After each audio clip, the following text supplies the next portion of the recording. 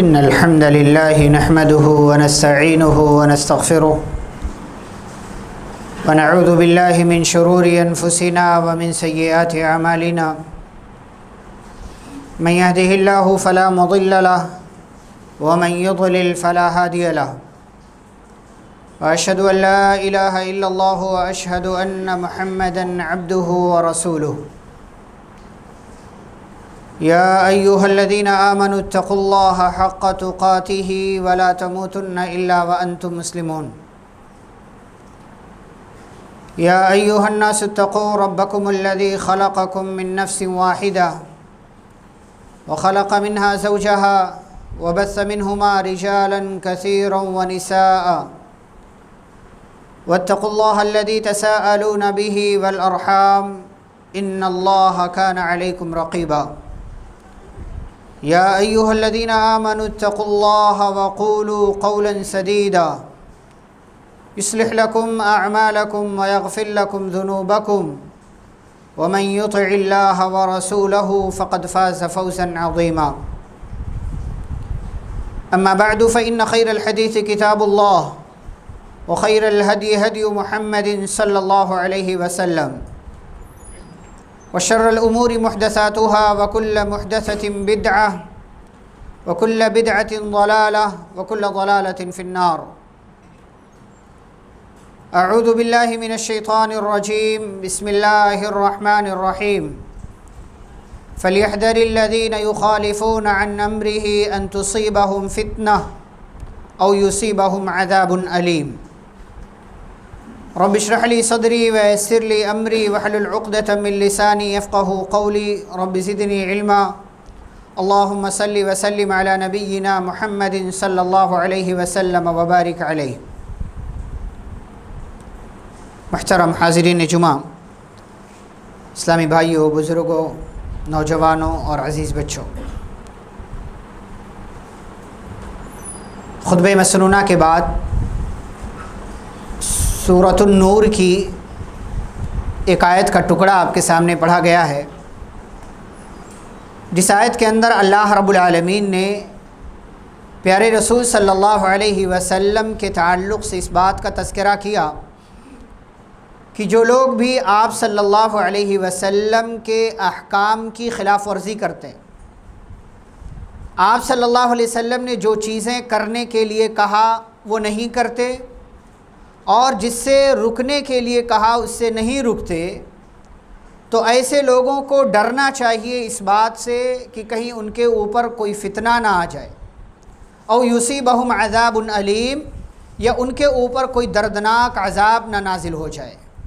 ایسے لوگوں کو ڈرنا چاہیے ہمیشہ، جو لوگ بھی اللہ کی یا اس کے رسول صلی اللہ علیہ وسلم کی مخالفت کرتے ہیں۔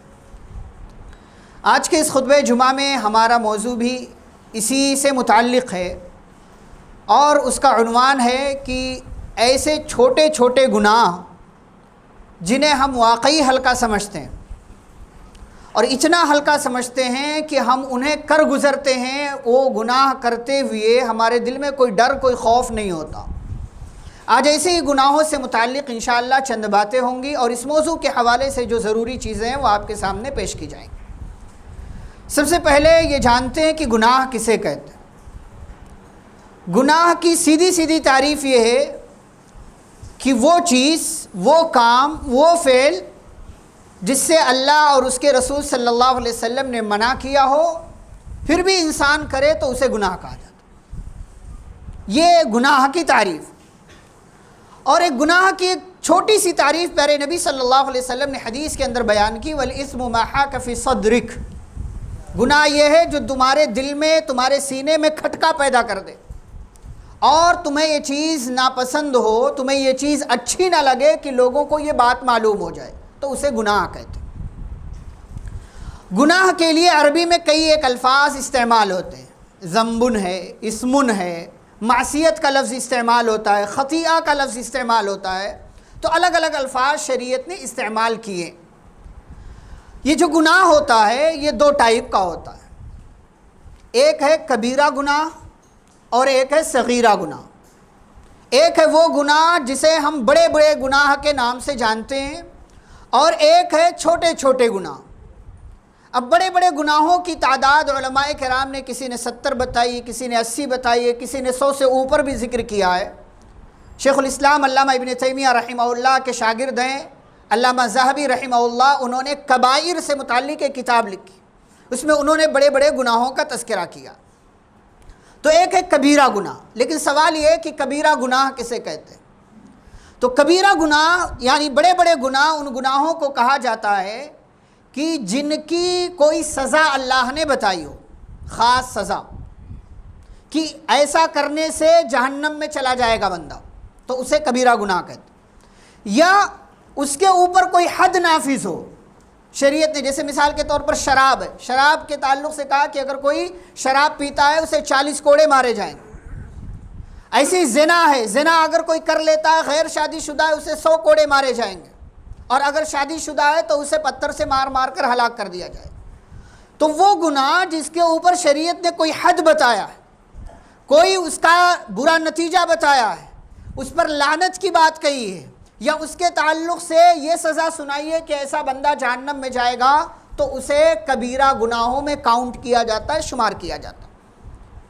صغیرہ گناہ کسے کہتے ہیں؟ یعنی چھوٹے چھوٹے گناہ، وہ گناہ جس پر کوئی حد نہ مقرر کی گئی ہو، جس پر شریعت کی جانب سے کوئی خاص سزا مقرر نہ کی گئی ہو کہ یہ گناہ بندہ کر لے گا تو اس کی وجہ سے یہ سزا ملے گی۔ تو علماء نے کہا جس پر کوئی سزا مقرر نہ ہو، یا جس پر جہنم کی وعید نہ سنائی گئی ہو، یا جس پر حد بندی کی بات نہ کہی گئی ہو، تو ایسی صورت میں اسے چھوٹا گناہ کہا جاتا ہے، لیکن ہے وہ گناہ، وہ ہے گناہ، اور اس سے اللہ اور اس کے رسول صلی اللہ علیہ وسلم نے منع کیا ہے۔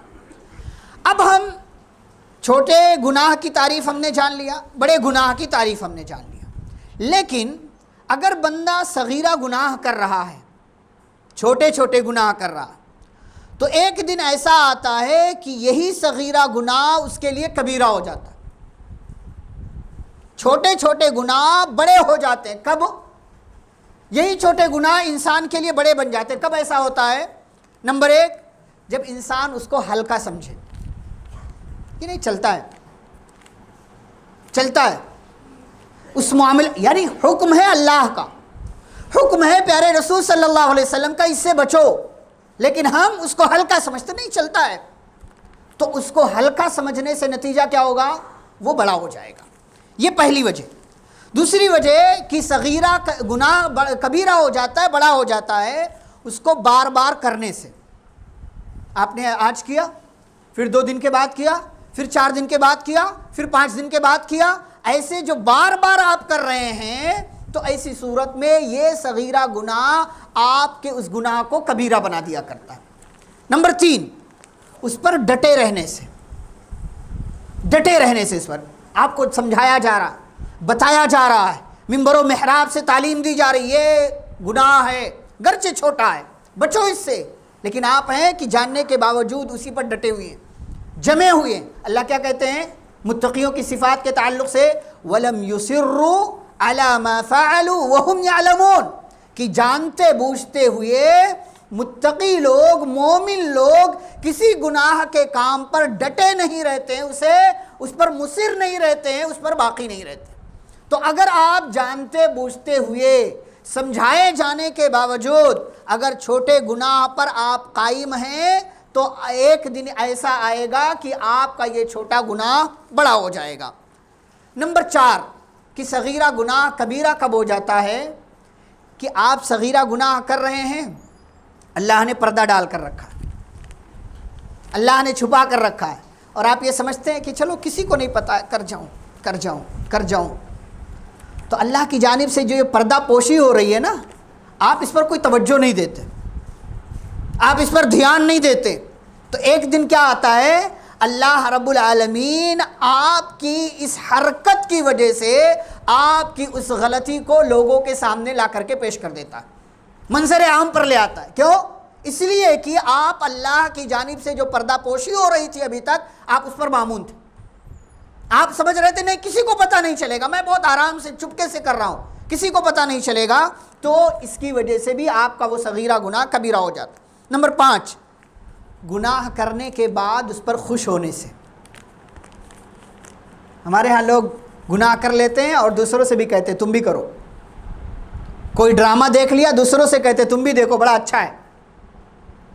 کوئی ویب سیریز دیکھ لی دوسروں سے کہتے تم بھی دیکھو بہت اچھا ہے. کوئی اور غلطی گناہ کا کام کر لیا, کہیں کسی کے بارے میں پتہ چلا ایسا ہے تو دوسروں سے بھی وہ بات کہتے ہیں, یعنی خوش ہو رہے ہیں اس پر, ایسا لگتا ہے کہ کوئی بہت اچھا کام کیا ہے. گناہ کرنے کے بعد اس پر خوش ہونا یہ بھی آپ کے اس صغیرہ گناہ کو کبیرہ بنا دیتا ہے. اور اس کو اہمیت نہ دینا, جو پہلے والے سے ملتا جلتا ہے کہ ہلکا سمجھنا یا اس کو اہمیت نہ دینا. آپ یہ سمجھ رہے نہیں یہ شریعت ہے, چل جاتا ہے, اس کو اہمیت آپ نہیں دے رہے ہیں, تو اسی صورت میں وہ صغیرہ گناہ کبیرہ ہو جاتا ہے. تو یہ کچھ اسباب ہیں کہ جن کی وجہ سے آپ کا چھوٹا گناہ بڑے گناہ میں بدل جایا کرتا ہے. اب آئیے ہم دیکھتے ہیں کہ ایسے کون کون سے گناہ ہیں کہ جنہیں ہم آج کے سماج میں ہلکا سمجھتے ہیں, چھوٹے گناہ. ایسے بہت سے گناہ ہو سکتے ہیں, لیکن میں نے تقریباً 10-11 گناہ لکھے ہوئے ہیں آپ کو سمجھانے کے لیے. نمبر 1, پیشاب کے لیے جاتے ہوئے یا آپ اپنی ضرورت کے لیے واش روم جا رہے ہیں, چاہے آپ واش روم میں جا رہے ہوں یا کہیں باہر جا رہے ہوں, وہاں جاتے ہوئے شریعت کی تعلیم کا خیال نہ رکھنا. مطلب شریعت نے کیا کہا ہے, جب آپ قضائے حاجت کے لیے جاؤ تو قبلے کا استقبال نہ کرو, یعنی آپ کا منہ یا آپ کی پیٹھ قبلے کی طرف نہیں ہونی چاہیے.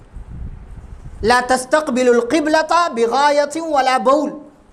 شریعت نے کہا کہ قضائے حاجت کرتے ہوئے قبلے کا استقبال نہ کرو, یعنی آپ کا منہ اور آپ کی پیٹھ قبلے کی طرف نہیں ہونی چاہیے. یہ قبلے کے احترام میں, یہ قبلے کی عزت میں ہے, اس کی تعظیم میں ہے.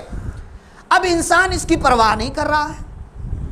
کچھ لوگ ہیں کھڑے کھڑے جہاں چاہتے ہیں جو ہے پیشاب کرنے لگ جاتے ہیں, نہ قبلہ دیکھا, نہ سمت دیکھا, نہ رخ دیکھا, کر لیا. ایسے ہی اور بھی بہت سارے مواقع پر, کہیں ایسا ہے کہ جہاں کوئی غیر مسلم نے ہوٹل بنوایا ہوا ہے, اب وہ تو خیال نہیں رکھے گا, لیکن آپ کو خیال رکھنا چاہیے. اب اس میں ایک الگ بات ہے کہ بعض علماء نے اجازت دی ہے کہ اگر بلڈنگ ہے تو وہاں چل جاتا ہے, لیکن پھر بھی ہمیں ان تمام چیزوں کا خیال رکھنا چاہیے, اس کو ہلکا نہیں سمجھنا چاہیے. یہ قبلے کے احترام میں انسان اگر اس کا خیال نہیں رکھے گا تو یہ گرچہ چھوٹا گناہ ہے, کبھی آپ نے ہو گیا, غلطی سے ہو گیا یا ویسے ہی ہو گیا, چل جائے گا. لیکن آپ جان بوجھ کر کے قبلے کا استقبال کریں, بار بار کریں قضائے حاجت کرتے ہوئے, تو یہ ایک دن آپ کے لیے بڑی غلطی بن جائے گی, اور اسے ہم ہلکا سمجھتے ہیں, اسے ہلکا نہیں سمجھنا چاہیے. نمبر 2, غیبت سننے کی عادت. غیبت کرنا کبیرہ گناہ ہے. کسی کی برائی مجلس میں کسی کے سامنے بیان کرنا, اس کی پیٹھ پیچھے, یہ کبیرہ گناہ ہے, بڑا گناہ ہے. لیکن ہم اس کو سن رہے ہیں, یہ کبیرہ گناہ تو نہیں ہے, لیکن اس کو ہلکا سمجھنے کی وجہ سے یہ بھی کبیرہ ہو جائے. پیارے نبی صلی اللہ علیہ وسلم نے کیا فرمایا, ہمارا طریقہ کیا ہونا چاہیے کہ اگر ہمارے سامنے کوئی ہمارے کسی بھائی کی کسی کی بھی برائی بیان کرتا ہے تو ہمیں چاہیے کہ ہم اس کو چپ کرائیں. ہماری مجلسوں میں اگر غیبت نہ ہو تو ہماری مجلسیں نہیں ہوتی. یہ بہت بڑا المیہ ہے. کسی کی عزت کے ساتھ کھلواڑ کرنا بہت آسان ہو گیا ہمارے لیے. اگر ہماری مجلسوں میں غیبت نکال دیا جائے نا تو سارے لوگ خاموش رہیں گے, کوئی نہیں بولے گا. کسی کی ذات کے تعلق سے بات ہونا شروع ہو جائے, سارے بولنا شروع کر دیں, سب بڑے بڑے گناہ کرنے لگ جاتے ہیں. لیکن اگر کوئی اس میں شامل نہیں ہو رہا ہے تو وہ سن تو رہا ہے نا. یہ سننا اس کے لیے چھوٹا گناہ, لیکن اس کو ہم ہلکا سمجھتے ہیں. نہیں, میں نے کچھ نہیں کہا تھا, میں نے صرف سنا تھا. ہلکا مت سمجھے اس کو. پیارے نبی صلی اللہ علیہ وسلم نے فرمایا کہ من رد عن عرض اخیہ, جو اپنے بھائی کی عزت کا دفاع کرے اللہ اس کے چہرے کو جہنم سے دور کر دیا کرتا ہے. 70 سال کی دوری پر. یہ فائدہ ہے. ہمیں غیبت سننا بھی نہیں ہے, غیبت کرنا بھی نہیں ہے, بلکہ اگر ہماری مجلس میں کسی کی برائی بیان کی جاتی ہے تو ہمیں اپنے اس بھائی کی عزت کا دفاع کرنا ہے. بھائی ٹھیک ہے, اس کے اندر ہے یہ برائی, پھر بھی تمہیں حق نہیں ہے کہ اس مجلس میں بیان کرو. کتنے لوگوں کو ہم چپ کراتے ہیں, بلکہ ہم خود شامل ہو جاتے ہیں. تو غیبت سننا بھی نہیں, کسی کی برائی سننا بھی نہیں ہے آپ کو. ہاں یہ الگ بات ہے کہ کوئی جو ہے کرمنل ہے, کوئی ظالم ہے, اس کے بارے میں آگاہ کرنے کے لیے کوئی بتا رہا ہے کہ بھائی ہاں اس سے بچو, تو ٹھیک ہے, اس کی برائی بیان کی جا سکتی ہے. الا من ظلم, بھائی کوئی ظالم ہے اس کے بارے میں بتایا جا رہا ہے کہ اس سے آگاہ رہو, بچو, الرٹ رہو, ہوشیار رہو, تو ایسے بندے کی برائی بیان کی جا سکتی ہے, شریعت نہیں جا سکتی ہے. لیکن ایک بندہ جو عام آدمی ہے, جس سے سماج کو کوئی نقصان نہیں اور جس سے کسی اور کو کوئی نقصان نہیں ہے, ہاں وہ اپنے آپ میں غلط ہے, اپنی ذات میں وہ کوئی گناہ کا کام کر رہا ہے, لیکن آپ جا کر کے اسے مارکیٹ میں سماج میں بیان کرو تو یہ غیبت ہے جو کہ کبیرہ گناہ ہے. اور اگر آپ سنتے ہیں تو گرچہ آپ چھوٹا گناہ کر رہے ہیں, لیکن غیبت سننا, بار بار سننا اور عزت کا دفاع نہ کرنا ایک دن اسے بڑا گناہ بنا دے گا. نمبر 3, داڑھی کاٹنا یا موڑنا. ہمارے یہاں لوگ کہتے نہیں چلتا ہے, کاٹو چلے گا, موڑ لو چلے گا, استرا پھیر لو چلے گا, نائی کے پاس جا کر کے اس سنت کو اور اس چیز کو ختم کر لو چلے گا. بھئی کبھی آپ نے کاٹ لیا کسی بھی وجہ سے, چھوٹا گناہ, لیکن بار بار یہ عمل کرنے سے آپ کیا ثابت کرنا چاہ رہے ہیں؟ یہ فطرت میں شامل ہے, یہ فطرت میں شامل ہے. اور علماء نے یہاں تک کہا داڑھی کاٹنا, چھیلنا, موڑنا, استرا لگانا یہ سب حرام ہے, گناہ ہے. یہ ہمارے یہاں کہتے ہیں لوگ سنت ہے چل جائے گا, سنت ہے یہ چل جائے گا. نہیں چلتا بھائی, کس نے کہا چل جائے گا؟ اگر چل جاتا تو صحابہ میں سے کسی نے کاٹا؟ اب آپ بولو گے کہ ایک مٹھی سے زیادہ کاٹ سکتے ہیں, کب کاٹ سکتے ہیں؟ کسی ایک صحابی کا عمل ہے, نبی کا عمل ہے یہ؟ نبی کا عمل نہیں ہے. کسی ایک صحابی نے اگر کیا بھی ہے وہ حج کے موقع سے کیا ہے, تو کم از کم ایک مٹھی تو رکھو. داڑھی کاٹ رہے ہو آپ, نبی صلی اللہ علیہ وسلم کی صریح مخالفت کر رہے ہو, آپ کے عملی فعلی سنت کی صریح مخالفت آپ کر رہے ہیں.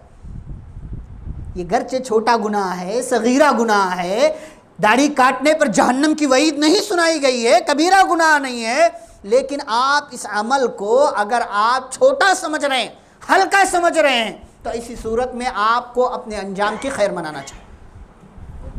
پیارے نبی صلی اللہ علیہ وسلم کی سنت کی کہہ لیجئے حکم کی مخالفت آپ کر رہے ہیں, اور یہ جرم ہے اللہ رب العالمین کی نظر میں. اس سے اپنے آپ کو بچائیے اور اس عمل سے اپنے آپ کو روکنے کی کوشش کیجیے. داڑھی میں بندہ اسمارٹ ہوتا ہے, بغیر داڑھی کے اسمارٹ نہیں ہوتا. اگر بغیر داڑھی کے اسمارٹ ہوتا تو اللہ کبھی بھی بندے کو داڑھی نہیں دیتا. لقد خلقنا الانسان فی احسن تقویم, اللہ کہتا ہے ہم نے انسان کو بہترین سانچے میں پیدا کیا, خوبصورت پیدا کیا ہے. اور آپ کہتے نہیں ہمیں خوبصورت نہیں بننا, آپ اپنی داڑھی کاٹ لو, چھلا لو, مڈا لو, اس طرح پھروا لو. یہ فطرت سے بھی بغاوت ہے, اللہ کے حکم سے بھی بغاوت ہے, اسے ہلکا نہ سمجھے. نمبر 4, عورتوں کو دیکھنا. پہلی نظر معاف پڑ جاتی ہے, جو اچانک سے پہلی نظر بھی آپ اگر ارادے کے ساتھ دیکھتے وہ بھی معاف نہیں, لیکن جو نظر پڑ گئی, آپ روڈ پر گئے, سامنے کوئی عورت آ گئی, پڑ گئی آپ کی نظر, معاف ہے. پیارے نبی صلی اللہ علیہ وسلم نے کیا فرمایا؟ یا علی لا تتبع النظرة النظرة فإن لك الأولى وليست لك الثانية. اے علی ایک نظر کے بعد دوسری نظر نہ ڈالنا. کیوں؟ پہلی نظر تمہارے لیے معاف تھی لیکن دوسری معاف نہیں ہے, دوسری نظر تمہارے لیے جائز نہیں ہے. آج کتنے نوجوان ہیں کالج اسکول چھوٹ رہا ہے لڑکیوں کا, جا کر کے گیٹ پر کھڑے ہو جاتے. تماشے, یہ تماشے ہمارے سماج کے اپنے بچے,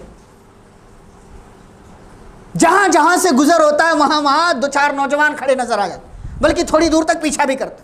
یہ آئے دن روزانہ کا یہ معمول ہے دیکھنے کا. بھائی ہم تو کئی اسکول کے بازو ہی میں رہتے ہیں, یہ روزانہ کا ہمارے نوجوانوں کا معمول. اسی لیے پیارے نبی صلی اللہ علیہ وسلم نے سڑک پر بیٹھنے سے منع کیا. ایاکم الجلوس بالطرقات, راستے پر بیٹھنے سے بچو. راستے پر صحابہ نے کہا اللہ کے نبی ما لنا بد من مجالسنا, بعض دفعہ ہمیں ضرورت ہوتی ہے, ہمارا کام ہوتا ہے روڈ پر. تو نبی نے فرمایا ٹھیک ہے, اذا ابیتم فآتوا الطریق حقہ, اگر تم انکار کر رہے ہو, تمہارا کام ضروری ہوتا ہے روڈ پر, سڑک پر, تو روڈ کا سڑک کا حق ادا کرو. صحابہ نے کہا اللہ کے نبی روڈ کا بھی حق ہے, سڑکوں کا بھی حق ہے. کہاں کا کیا کہا کوئی سلام کرے جواب دو, تکلیف دینے والی چیز کو دور کرو, کسی کو بھلائی کا حکم دے دو, کسی کو برائی سے روک دو. وغض البصر, جو ہمارا اگلا پوائنٹ ہے, نظروں کی حفاظت کرو, نظریں نیچی رکھو. ہمارے یہاں لوگ ارادے کے ساتھ باقاعدہ روڈ پر نکلتے, خاص ٹائم میں نکلتے, خاص وقت میں نکلتے. اس وقت بھیڑ ہوگی عورتوں کی, اس وقت لڑکیاں کالج سے اسکول سے نکل رہی ہوں گی. یہ اسی لیے ہماری شریعت نے کیا کہا نا, وَلَا تَقْرَبُوا الزِّنَا, زنا کے قریب مت جاؤ. زنا کبیرہ گناہ, لیکن زنا کے جو مبادی ہیں, جو اسٹارٹنگ پوائنٹس ہیں, یہ گرچہ چھوٹے چھوٹے گناہ ہیں, یعنی دیکھنا یا جو ہے کسی اور طرح کی کوئی بات کرنے کی کوشش کرنا, یہ گرچہ چھوٹے چھوٹے گناہ ہیں, لیکن یہ آپ کو بڑے گناہ کی طرف لے جائیں گے, اور یہ چھوٹا عمل چھوٹا گناہ بھی بڑا ہو جائے گا آپ کے لیے. تو چوتھا اور پانچواں پوائنٹ کیا ہے, عورتوں کو دیکھنا چھوٹا گناہ, یعنی ایک نظر پڑ گئی, ارادے کے ساتھ آپ کچھ کر نہیں رہے, صرف دیکھ رہے ہیں, گناہ ہے.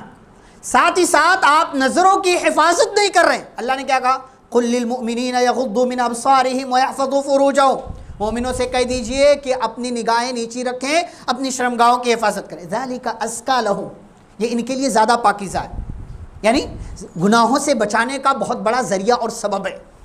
لیکن ہم ہلکا سمجھتے ہیں, تو نتیجہ کیا ہوتا ہے, ایک دن ہماری عزت چلی جاتی ہے, ایک دن ہماری عزت چلی جاتی ہے.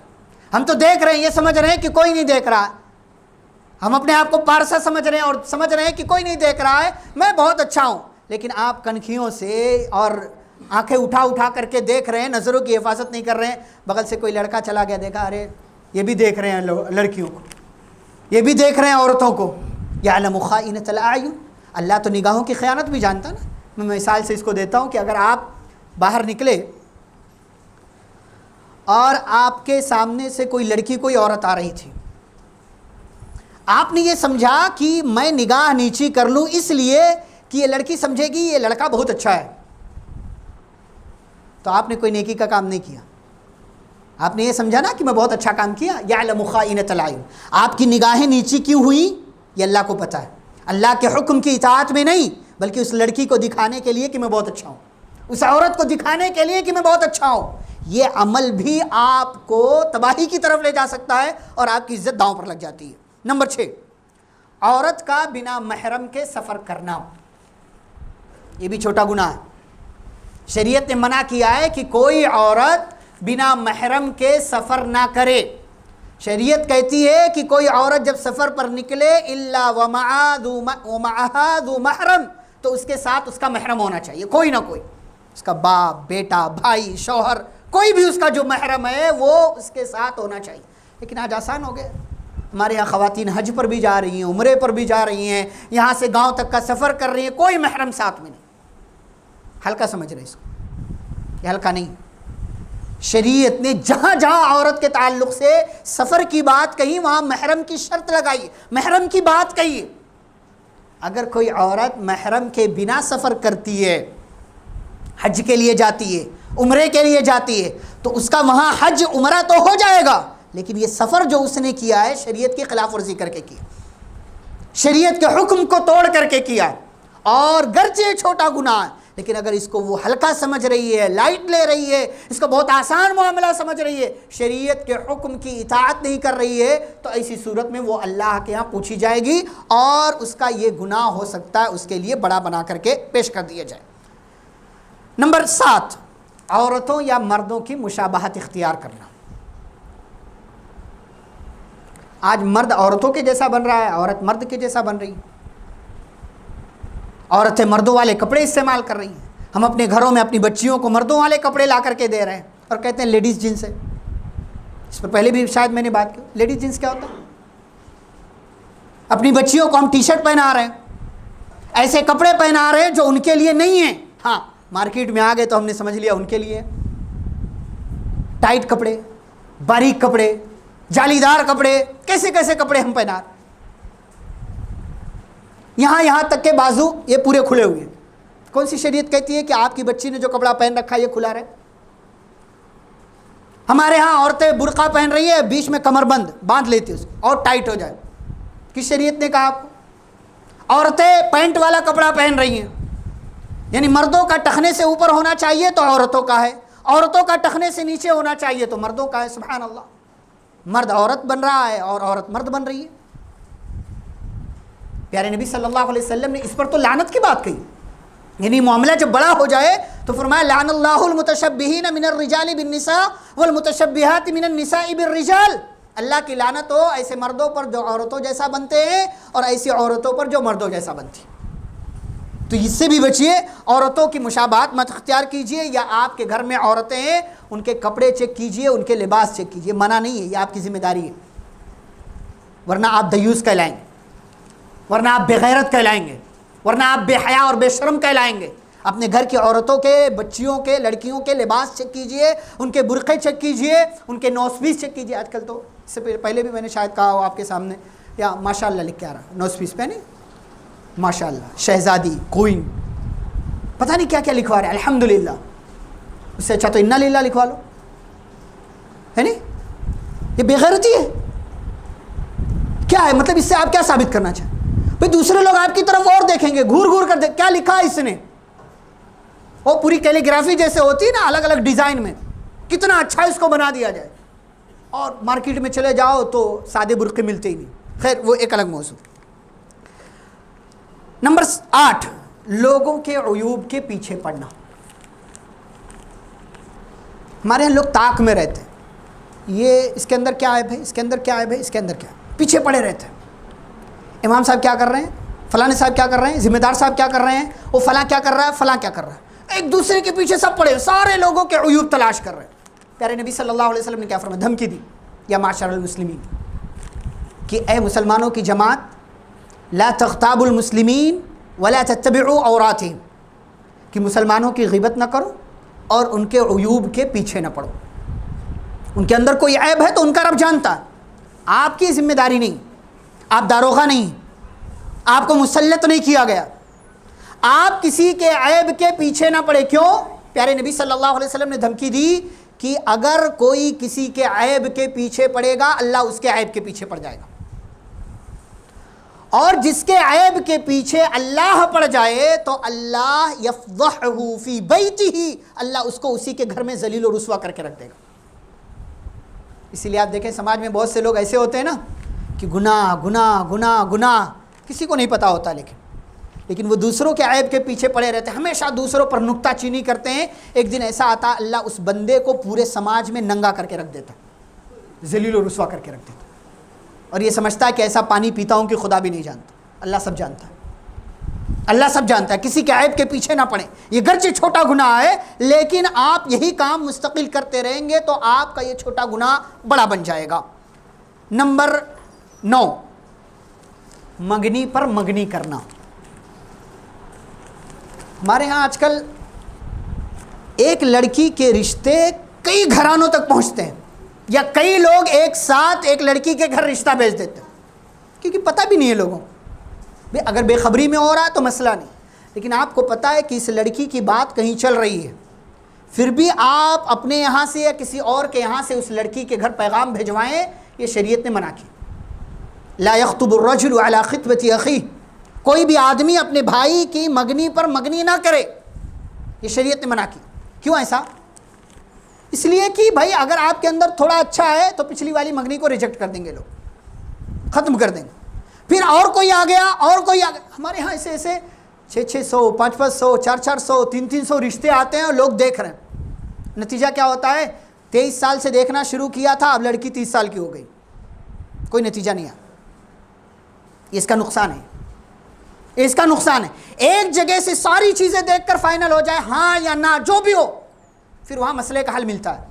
لیکن جب ایک ساتھ 100 رشتے آ جائیں گے نا، 100 رشتے چیک کرنے میں بھی کئی سال لگتے ہیں، کیسا ہے کون کیا ہے. تو شریعت نے اس سے منع کیا ہے، اس سے بچیے. ہمارے ہاں اس کو لوگ ہلکا سمجھتے ہیں، ہلکا مت سمجھیے اس کو. نمبر 10، بیع پر بیع کرنا. شریعت نے منع کیا کہ کسی مال کے لیے کسی کی بات چیت چل رہی ہے اور آپ بیچ میں آ کر کے کہیں میں خریدوں گا، چاہے آپ دام بڑھا کر کے بولیں یا وہ کسی بھی طریقے سے، جب تک ان دونوں کی بات فائنل نہیں ہو جاتی، یا تو کینسل یا تو جو ہے قبول، ٹھیک ہے ہم کریں گے، تب تک آپ کو بیچ میں جانے کا اختیار نہیں. شریعت نے منع کیا، لیکن مارکیٹ میں چل رہا ہے اسے، لوگوں کی تجارت ہو رہی ہے اسے. بھائی اس کو کیوں دے رہے ہو؟ میں دے رہا ہوں نا، 2 روپیہ زیادہ دے رہا ہوں، 1 روپیہ ہر ایک نگ کے پیچھے زیادہ دے رہا ہوں، مجھے دے دو. یا آپ دام نہیں بھی بڑھا رہے ہیں تو آپ بیچ میں جا کر کے ٹپک رہے ہیں، غلط ہے. شریعت نے منع کیا اس سے، کسی کی بیع پر بیع نہ کریں، کسی کی ڈیل پر ڈیل نہ کریں جب تک کہ کوئی معاملہ فائنل نہ ہو جائے. ایک اور چیز ہے جو میں نے لکھا ہوا ہے، کسی مسلمان سے بات چیت بند کر دینا. بہت آسان ہو گیا نا، بات چیت بند کر دیں. پیارے نبی صلی اللہ علیہ وسلم نے کیا فرمایا؟ 3 دن سے زیادہ بات چیت بند نہیں ہونی چاہیے. لا يحل لمسلم ان يهجر اخاه فوق 3 ليال. 3 دن سے زیادہ بات چیت کسی مسلمان سے بند کر دینا یہ حلال نہیں ہے. یلتقیان، دونوں ملتے تو ہیں لیکن ادھر سے نکل جاتا، یہ ادھر سے نکل جاتا. بعض دفعہ نماز میں بھی دونوں کو ایک ساتھ کھڑا ہونا ہو تو نہیں کھڑے ہوتے. وخیرہم الذی یبدأ بالسلام، فرمایا ان دونوں میں بہتر وہ ہے جو سلام کے ذریعے ابتدا کر دے، بات چیت شروع کر دے. تو کسی مسلمان سے قطع تعلق کر لینا چھوٹی سی بات ہے، شادی میں نہیں بلایا، بات چیت ختم کر دیتے، غلط بات.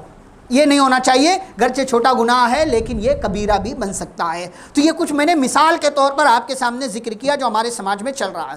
اب سوال یہ ہے کہ جو چھوٹے چھوٹے گناہ ہوتے ہیں یہ معاف کیسے ہوں گے؟ تو اس کا جواب ہے نمبر 1، کبیرہ گناہوں سے بچتے رہنے سے. چھوٹے چھوٹے گناہ ہو رہے ہیں لیکن ساتھ ہی آپ بڑے بڑے گناہوں سے بچ رہے ہیں. انسان ہونے کے ناطے چھوٹے گناہ آپ سے ہو جاتے ہیں لیکن آپ کوشش کرتے ہیں کہ آپ بڑے گناہوں سے بچیں. تو بڑے گناہوں سے بچنے کی وجہ سے اللہ آپ کے چھوٹے گناہ ایسے ہی معاف کر دیتا. اللہ نے فرمایا ان تجتنبوا کبائر ما تنہون عنہ نکفر عنکم سیئاتکم.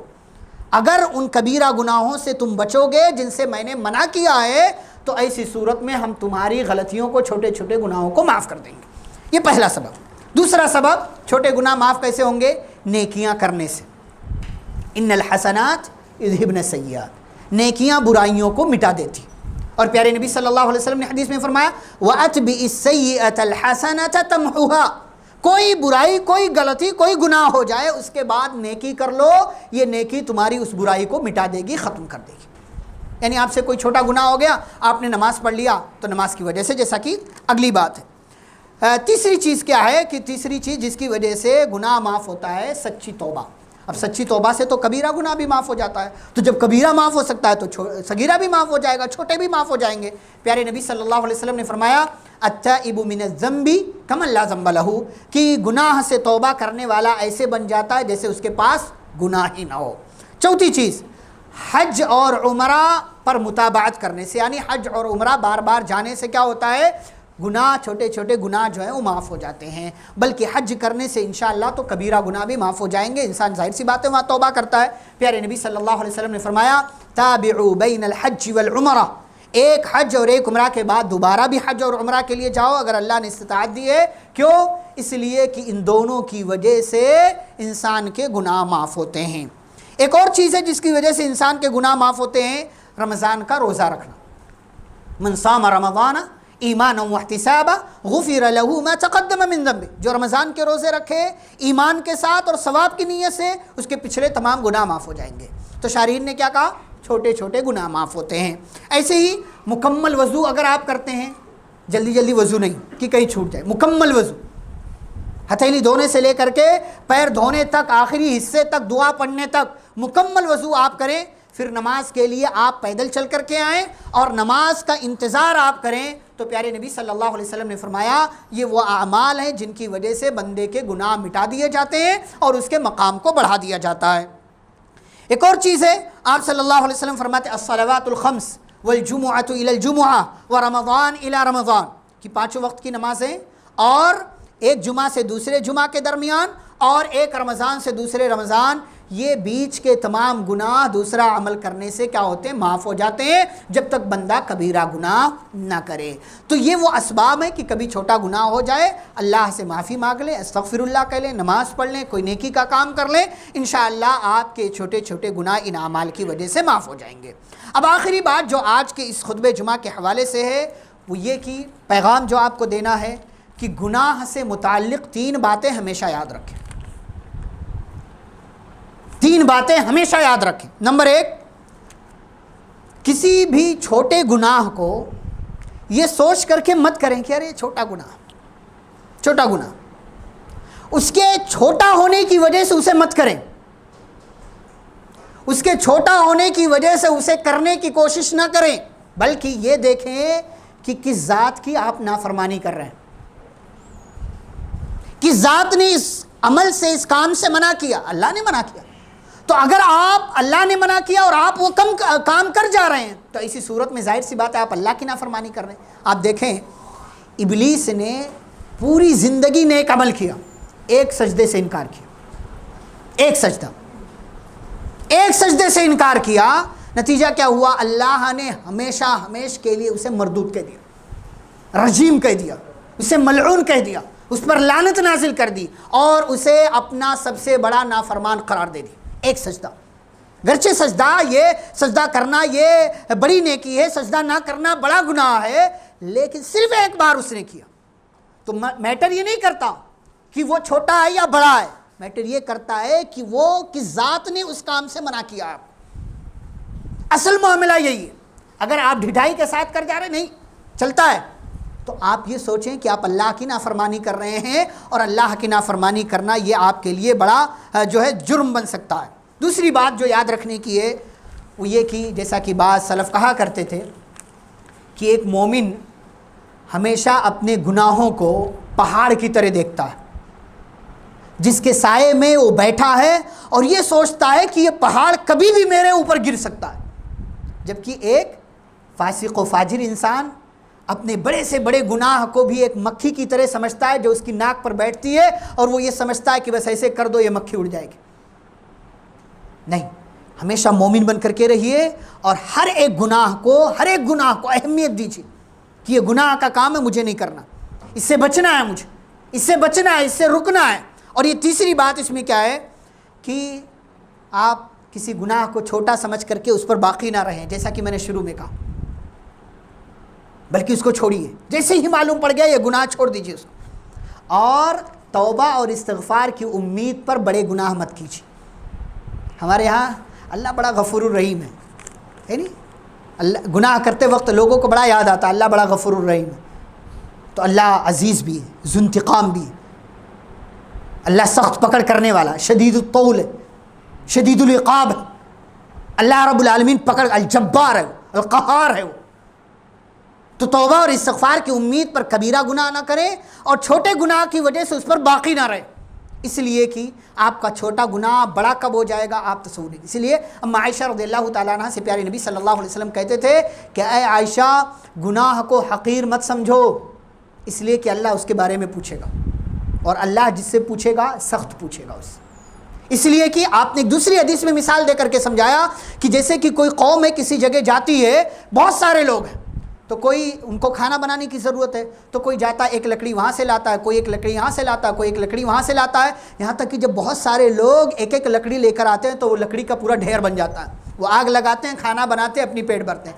ایسے ہی ایک بندہ ایک گناہ یہاں کر رہا ہے، ایک گناہ یہاں کر رہا ہے، چھوٹا چھوٹا چھوٹا چھوٹا چھوٹا، نتیجہ کیا ہوتا ہے؟ یہی چھوٹے گناہ بڑے ہو جاتے ہیں، اور اللہ رب العالمین اس پر مواخذہ کرے گا، بندے سے پوچھے گا، اس سے سوال جواب کرے گا۔ تو خلاصہ کلام یہ ہے میرے بھائیوں کہ گناہ ہوتا ہے، یہ اللہ کی نافرمانی ہے، نبی صلی اللہ علیہ وسلم کی مخالفت ہے، آپ کی اطاعت نہ کرنا ہے۔ گناہ چاہے چھوٹا ہو یا بڑا ہو، ہر قسم کے گناہ سے ہمیں بچنا چاہیے، اور کبھی بھی اللہ کی پکڑ سے ہمیں اپنے آپ کو سیف نہیں سمجھنا چاہیے کہ اللہ نہیں پکڑے گا۔ اللہ جب چاہے پکڑ سکتا ہے، وہ زیادہ تر تو معافی کرتا ہے، وَيَعْفُو عَنْ كَثِيرٍ، لیکن اللہ جب چاہے تب پکڑ سکتا ہے۔ اسی لیے ہمیشہ اپنے آپ کو ڈر اور خوف کے عالم میں رکھیے کہ کہیں ایسا نہ ہو اللہ میری اس غلطی، اس گناہ کی وجہ سے مجھے پکڑ لے۔